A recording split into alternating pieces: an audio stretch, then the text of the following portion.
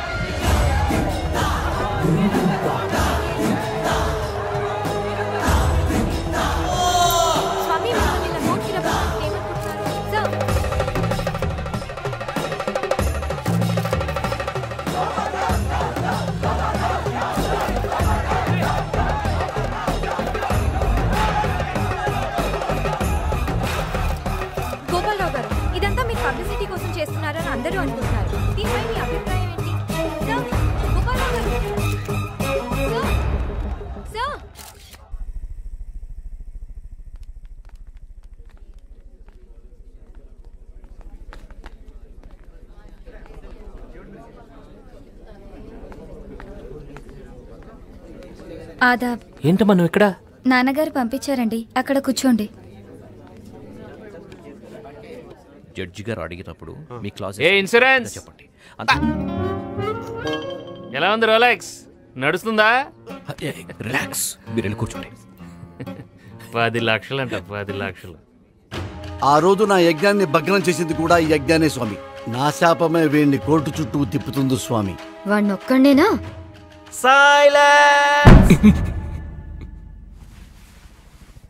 గురుగారు లేకండి. ఓ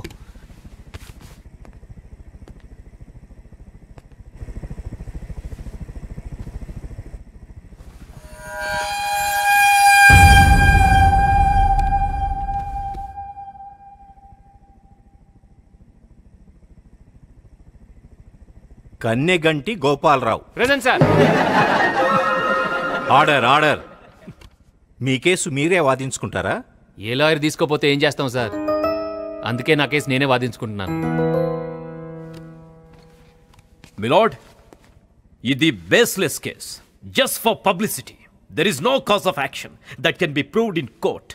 so I suggest under order 7 rule number 11 of the code of the civil procedure, this case straight away be dismissed for out of class action. Thank you. అయ్యా, నా దగ్గర అంత English లేదు. ఏదో కొంచెం ఉన్నా అది మీ పనికిరాదు. కాస్త నా మదర్ టంగ్ వాడుకుంటాను. ఈ కేసుకి బేస్ లేదు, మూసేయమంటున్నాడు ఈయన. అంతే కదా సార్? ఈ లాయర్లకి కేసులు అంటే సూట్ కేసులు, కానీ అందులో ఉండేవి మా కోపాలు, కన్నీళ్లు. కాస్త కనిపించనివ్వండి సార్. జడ్జి గారు, భూకంపం వచ్చి నా షాప్ కూలిపోయింది. దాని మీద ₹1 ఇన్సూరెన్స్ ఉంది. ఇన్సూరెన్స్ వాళ్ళని అడిగితే దేవుడే నీ షాప్ కూల్చేశాడు అంటున్నారు. అదేదో యాక్ట్ ఆఫ్ గాడ్ అంట. మరి కూల్చేసిన వాడే నష్టపరిహారం ఇవ్వాలిగా. అందుకే దేవుడిని అడుగుతున్నాను.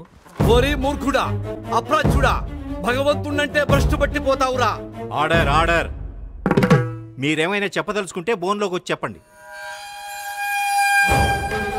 ఏతస్య పాతకం క్షంతవ్యం, ఏతస్య పాతకం క్షంతవ్యం, ఏతస్య పాతకం క్షంతవ్యం.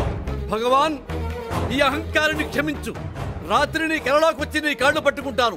వీడి అజ్ఞానాన్ని క్షమించు, వీడి అజ్ఞానాన్ని క్షమించు. రేయ్, దేవుడు నీ షాప్ ఎందుకు ధ్వంసం చేస్తాడరా? నేను అదే అంటున్నానండి. దేవుడికి చాలా ఇంపార్టెంట్ పనులు ఉంటాయి కదా, అవన్నీ మానేసి నా షాప్ మీద ఎందుకు పడతాడు? ఈ కంపెనీ వాళ్ళతో మాట్లాడి నా డబ్బులు ఇప్పించేయండి సార్. Objection your honour. వాళ్ళైనా కానీ మీకెందుకు ఇవ్వాలండి డబ్బులు? కంపెనీ టర్మ్స్ అండ్ కండిషన్స్ ఒప్పుకున్నట్టు మీరు సంతకం చేశారు కదా. Exhibit number 1. అయితే నా డబ్బులు దేవుడిని అడగాలి. పిలవండి. రాముడినో, కృష్ణుడినో, శివుడినో ఓం భూం బడం భం బడం బడం భూం అనేదో మంత్రాలు చదివి పిలుస్తారు కదా, రమ్మనండి. రేయ్, మోక్షానికి ప్రాప్తం ఉంటేనే దేవుడు దర్శనమిస్తాడు రా. నీలాంటి భ్రష్టుడి కోసం దేవుడు దిగిరాడు. అసలు ఉంటే కదా రావటానికి.